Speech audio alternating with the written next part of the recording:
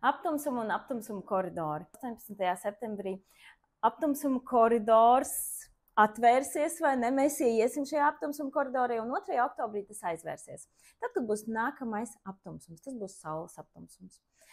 Jeb jaunmēnesis arī. Tas tā kā ir viens un tas pats. Tad, kad notiek pilnmēnesis un jaunmēnesis, un tad, kad notiek pilnmēnesis un arī ir iesaistīts dienvidu vai ziemeļu mezgls, tad mums notiek aptumsums, mēnesis aptumsums. Tad, kad mums notiek jaunmēnesis un iesaistās mezgls, tad mums notiek saules aptumsums. Tas no astronomijas viedokļa, vai ne? Viņi nostājās tādā vienā tā kā līnijā. Mezgliem tur nekā nav, tas ir vienkārši fiktīvais punkts, tuvākais vai tālākais punkts mēnesim, kā mēnestiņš mums kustās, vai ne? Skatoties pret Zemi. Nu, lūk, bet kas ir būtiski? Ko ir būtiski zināt? Ka mums notiek 3 līdz 7 aptumsumi uz vienas asas. Un līdz ar ko cilvēkam ir doti apmēram 2 gadi, kad kaut kādu jautājumu dzīvē, negribās teikt problēmu, noteikti ne problēmu, bet jautājumu uzsākt atrisināt, izjaukt, dažreiz tiešām vajag izjaukt, vajag palīdzību no, ziniet, kad cilvēks dzīvo ilgi un dikti nevēlamā darbā, nevēlamās attiecībās, nevēlamā dzīvoklī, un nepietiek viņam spēka iet un kaut ko mainīt pašam. Tad aptumsums ir tas, kas viņu pabīda. Un viss, augstāki spēki, visums, dievišķais spēks, nezinu, kas tas ir. Nu, protams, ka kaut kas augstāks, bet tas mūs pabīda. Ej, beidzot pieņem lēmumu. Tas arī ir viss, ko dara mums aptumsumu, sevišķi šie aptumsumu koridori, vai ne? Aptumsumu koridoru laikā tas ir periods, 2 nedēļas, kad mums kļūst skaidrāk, tā kā, ko tad mēs, atkarībā par ko ir šis aptumsuma periods cilvēkam, bet ko tad tas cilvēks tajā dzīves sfērā patiesībā var izdarīt, grib izdarīt, kas viņam jādara, kas viņam jāsalabo, pie kā jāpastrādā, varbūt tās. Katram tas ir individuāli. Bet mums tagad bija 2 gadi, un varat padomāt, kas jums notikās. 2 gadi mums ir aptumsumi, auns un svari asī. Auns svari asi ir tad, kad ir tās horoskopa zīmes, kuras atrodas tajā horoskopa aplītī, vai ne, viena otrai pretī, tā ir asi. Auns un svari mums sākās, tā man te ir pierakstīti laiki, sākās aprīlī, ap 19. aprīli 23. gadā, un pēdējais saules aptumsums būs 29. Marta pašās beigās nākamajā gadā. Mums ir 2 gadi, kad ļoti daudz cilvēki sāka domāt, tie, kas ļoti bija tā kā ģimeniski un visu ģimenē un sevi pilnībā bija tā kā atstājuši otrajā plānā, sāka domāt par to, ko tad es gribu, kas es esmu, ieslēdzās auna enerģija viņiem. Un otrādi, tie, kas bija ļoti egoistiski, daudz varbūt tās tiešām pievērsās, sāka pastrādāt, piemēram, nedaudz ar sevi, lai varētu vispār izveidot attiecības, jo dažreiz vienkārši tā cilvēka egoistiskā būtība, un tas tāds tīrs auns vai ne, auna neapbižojieties, tā ir tīra enerģija auna. Neviens no jums nav tīrs auns, starp citu. Bet auna būtība, ja cilvēkam ir ļoti, ļoti sāsināta, aktīva tāda, jūtama, tad iespējams, ka šo 2 gadu laikā cilvēks beidzot iemācījās veidot attiecības, jo attiecības arī vajag mācēt veidot. Pārsvarā mēs kaut kā augam, un viņas tā notiek pašas par sevīm, tāpēc viņas ir tādas nevienmēr ideālas, vai ne? Bet vienmēr pamācošas toties. Nu, lūk. Tāpēc mums tagad ir šis te posms, vēl tulītās oktobrī būs 5. aptumsums, kas būs 2. oktobrī, saules aptumsums būs svaru zīmē. Un pēc tam pēdējais uz šīs te asas būs saules aptumsums auna zīmē. Nu, lūk, un tagad mums sākas jauna asa, tātad jauns cikls sākas. Piemēram, runājot vēl par aunu un svariem, es varu no savas pieredzes padalīties, kas tad aizsākās, un jūs padomājiet, kas jums aizsākās aprīļa beigās, ap aprīli, mēs jau mēnesi pirms apmēram arī jūtam ap šo te laiku 23. gadā. Es zinu, ka es tad biju Parīzē martā, ja nemaldos, un pēc tam es tā ļoti skaidri nodefinēju, kad viss, un tas tieši bija Aunā, Auns saka skaidri, būs tā, kā es gribu. Un es nodefinēju ļoti skaidri, ka es negribu dzīvot tur, kur es dzīvoju vairs. Es īstenībā uzstādīju tādu Auna enerģijas, ļoti Auna enerģijai atbilstošu ultimātu, kad viss es vācos ārā. Un tur bija diezgan, tas saistīts ar manām iepriekšējām attiecībām. Un tagad es skatos datumos, nu jā. Un tagad jau tas viss, protams, kad aktualizējās pēc tam atkal un atkal.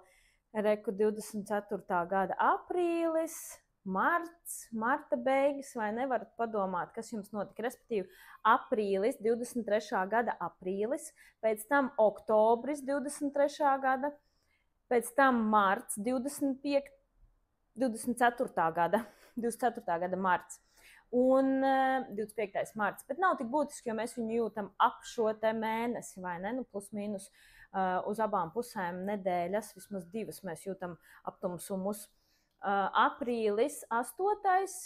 24. gada, oktobris 24. gada, tagad kas būs, un marts 29. marts 25. gada. Tātad skatieties, kas šajos datumos, ja kas attiniedz atpakaļ, noklausieties vēlreiz, kas šajos datumos jums notiek dzīvē. Kādas ap šo te laiku aktualizējās tēmas, visas, kas ir vai nu par to, kad es gribu tā, vai nu par to, ka beidzot gribās tā kā ģimeni, mēs, ko man mainīt, ko darīt, lai būtu šis te mēs. Vai nu varbūt arī kaut kādas tiesu lietas, starp citu tieslietas, kas arī man aktualizējās. Lūk, tāpēc, kad Svari mums atbild par to, kad par tādu mediāciju pareizi, man liekas, saucās. Svariem ir būtiskākais galvenais, lai visiem būtu labi, līdz ar ko tiesa tieši no tāda viedokļa, kur atrod kaut kādu kopsaucēju, kur tiesa izšķir un tiesa vienojas, kur ir vienošanās, tas viss ir par svaru zīmi. Bet es jums pastāstīšu beigās ļoti īsi, kas mums gaidāms ir 2. oktobrī.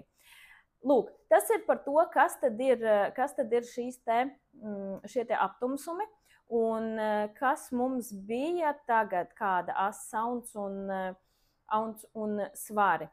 Un tagad mums tūdaļ būs pirmais aptumsums 18. septembrī, kas būs daļējs mēnesis aptumsums, un tas būs jau uz Zivis un Jaunava. Tā ir tāda interesanta jo viņas ir ļoti pretējas. Viena ir izteikta zeme, viss loģiski, otrs ir izteikts vienkārši peldu mākoņos, un mākoņi var būt skaisti romantiski mākoņu zivtiņai, vai varbūt pilnīgākie meli. Tā kā tālūk. Tālāk, ja izdomās, ka vēlies uzzināt tieši tev, piemērot informāciju, tad tu pati atradīsi, kurā mājā tev notiek aptumsums un noklausīsies par šo te māju, jo mums ir 12 mājas, tās visas mājas atbild par kaut kādām dzīves sfērām. Un kā tas palīdz? Man ļoti patīk skatīties uz atpakaļ, bet var teikt uz atpakaļ. Nevis uz priekšu, ka es plānoju tagad, ak, Dievs, būs tūlītās man aptumsums šajā te mājā, vai ne? Kā man tagad sakārtot to sfēru jau laicīgi, lai tikai nekas nenotiktu. Tā, manuprāt, nevajag, jo tu jau nezini, kāds ir plāns visumam. Tad, kad tu sevi liec Dievu vietā, tad tu gribi tā kā pilnībā sevi pasargāt no visiem konfliktiem, no visām problēmām, no visa, bet tu nevari, jo tu neesi Dievs. Mums ir vajadzīga šī turbulence saucamā, kaut kādas situācijas dzīvē, kas mūs māca. Un tās nekad nav patīkamas, bet viņas var būt vairāk vai mazāk patīkamas. Saprast ir forši, jo tad tu esi tāds gatavs. Ok, es saprotu, kāpēc man dzīvē tur aktualizējas šādi vai tādi jautājumi, tāpēc, ka reku izrādās, es biju lidinājusies vispārībā melos. Mēs ļoti daudz dzīvojam melos, jo mums ir ilūzija. Mēs dzīvojam savā ilūzijā, un ilūzija ir meli. Realitāte, mēs pat varam nodzīvot 10 gadus kopā ar cilvēku.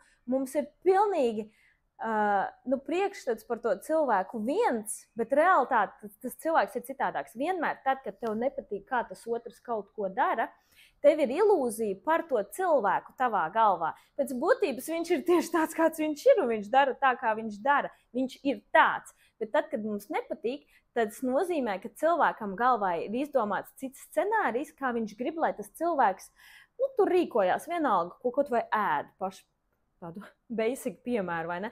Kā viņš ēd.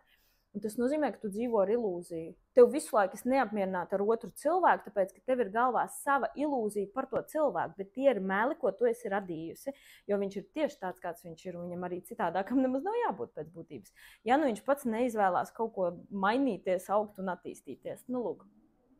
Tāpēc ļoti daudziem tagad būs 18. septembrī aizsāksies šī te, ziniet, kas kritīs brilles nost, tādas rozā brillītes no acīm daudziem nokritīs un ieraudzīs pasauli reāli kā jaunavu. Jaunavai nav ilūzija, tur ir loģika.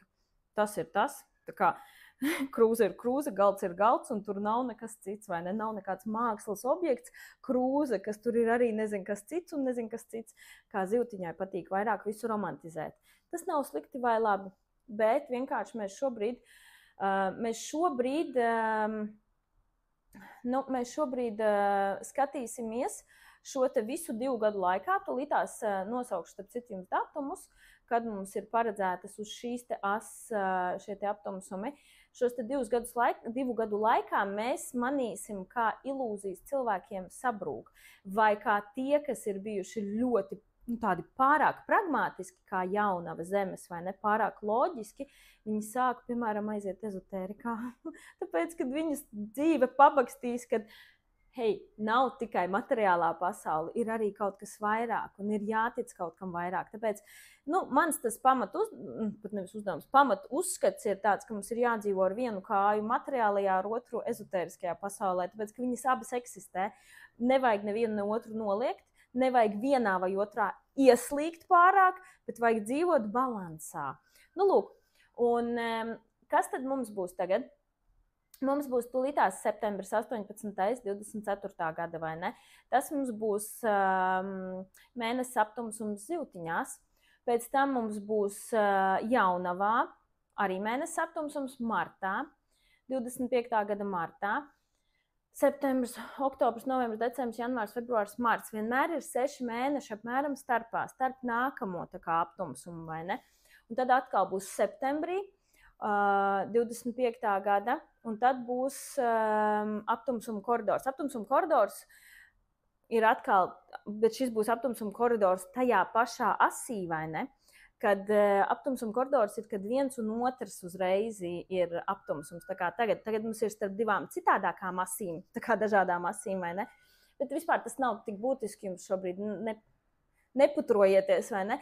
Bet tur es skatos, būs 25. gada septembrī pēc gada, tur būs uz vienas asas, tas būs vēl interesantāk, vai ne? Nu, lūk, pēc tam būs marts.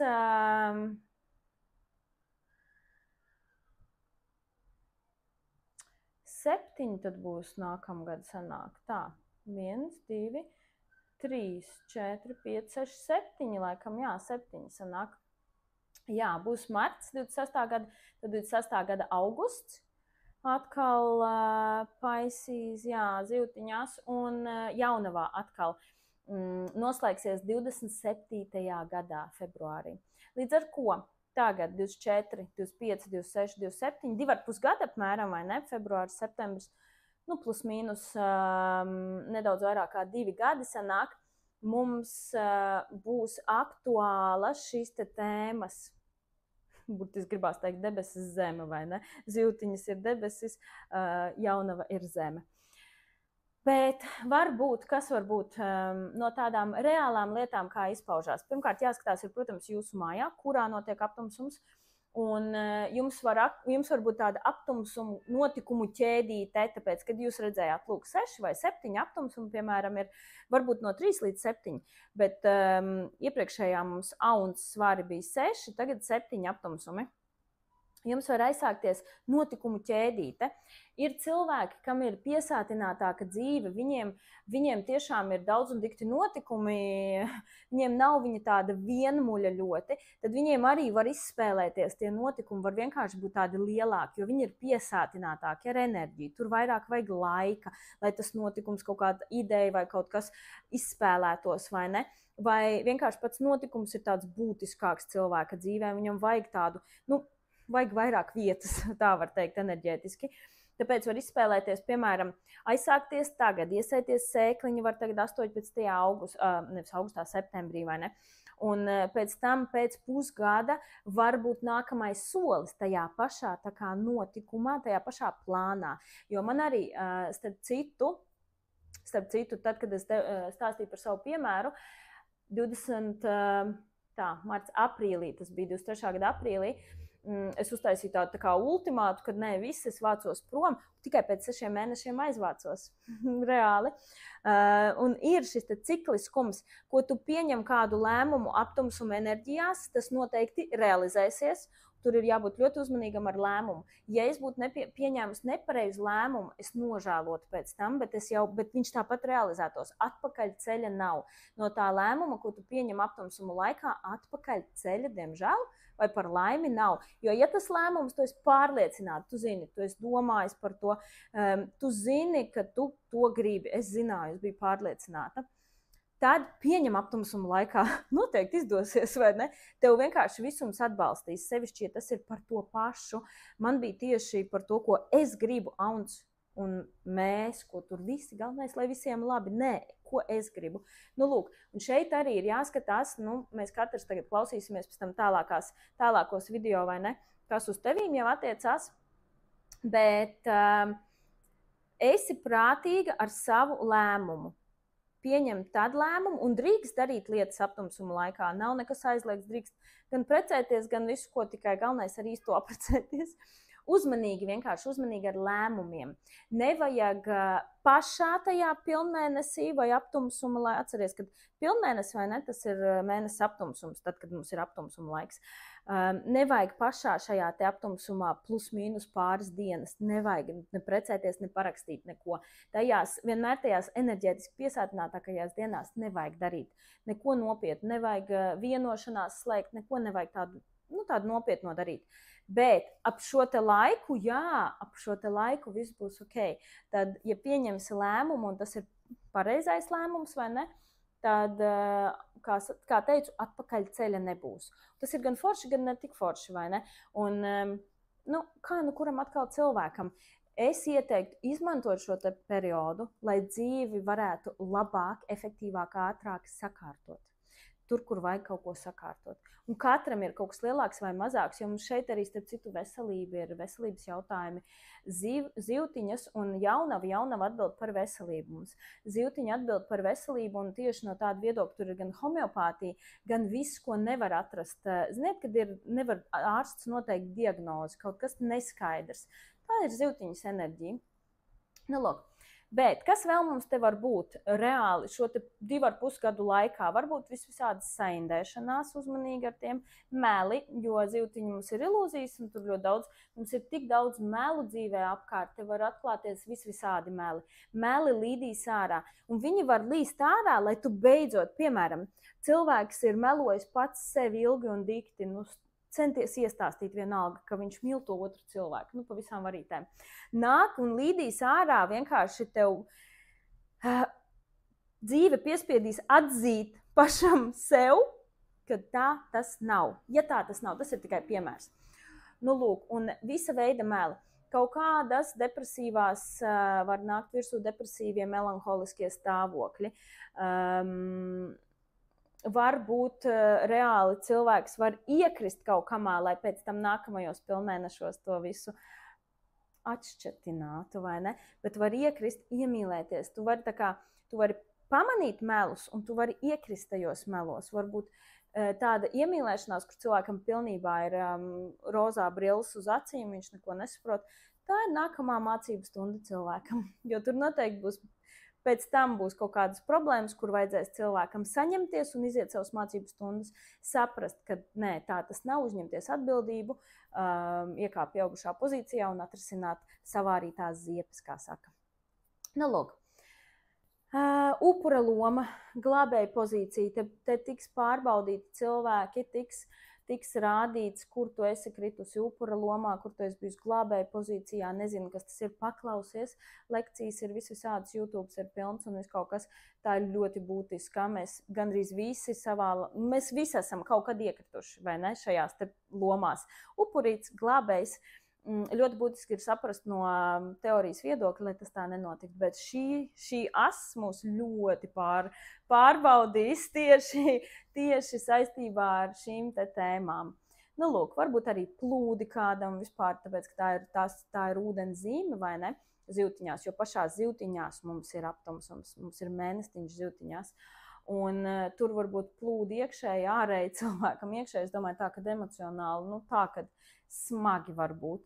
Tas viss par kaut ko liecina, tas tev ceļ uz āru, aptumsums vienmēr ceļ uz āru. Pats pilnmēnesis jau izgaismo, aptumsums ir reiz 10, tā kā tev vispār ceļ ārā. Nu, lūk, un tad mums būs 2. oktobrī mums būs saules aptumsums svaru zīmē. Un tur arī var būt gan strīdi, gan tiesas procesi, vai var aizsākt strīdu, kurš pēc tam var novest līdz pat tieslietām. Tāpēc uzmanīgi ar kaut kādām, labāk ap šiem te datumiem, kad notiek paši aptumsumi vai arī pilnmēneši, vienkārši neko tādu nepieņemt lēmumus un nedarīt. Pēc tam jau, kā jau teicu, tālāk jau var, jā. Nu, lūk. Šeit var būt cilvēkiem tādi pārbaudījumi tieši saistībā ar balansu dzīvē, visa veida balansu, darbs, mājas, disharmoniju, mēs, tā kā visi, galvenais atkal, lai visiem labi, jo svari ir par balansu, kur cilvēkam ir bijis disbalans dzīvē, tur viņam visums piespiedīs ieviest balansu. Nu, lūk. Tālūk, tas ir par, varat padomāt starp citu, varat padomāt, kas jums notikās no 2006. līdz 2007. gadam. Es neko nevarēju atcerēties, jo es tikti jauna tad bija kaut kā. Es tiešām nekas tāds, kaut kas jau notika, bet redziet, ir intensitāte dzīves dažāda un kaut kādi dzīves, kas ir tā kā svarīgākais, vai ne?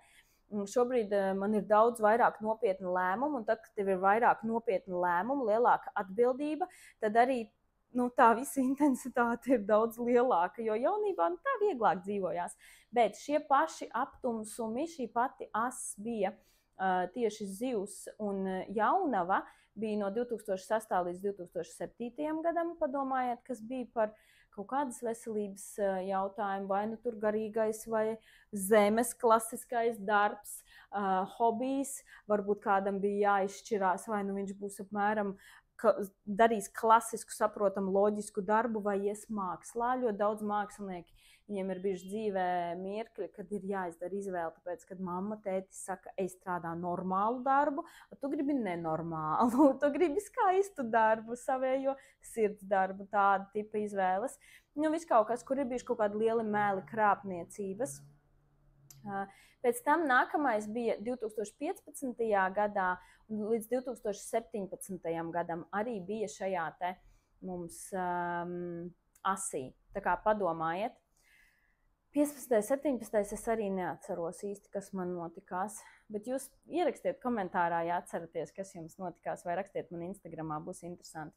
Nu tālāk es jums stāstīšu jau vēl daudz un dikti informācijas. Šī bija ievada lekcija tikai. Būs ļoti daudz precīzāk par ko kopējais vai ne, par ko ir šis te aptumsums. Un 6 mēnešu prognoze būs uz priekšu. Un noskaidros arī, kurā mājā tev ir aptumsums, kādas dzīves sfēras tiks pabakstītas, vai ne? Kaut kādā veidā, tur būs maziņš tsunami kaut kāds. Tā kā vēlies pievienoties, ej un pievienojies un klausies tālāk.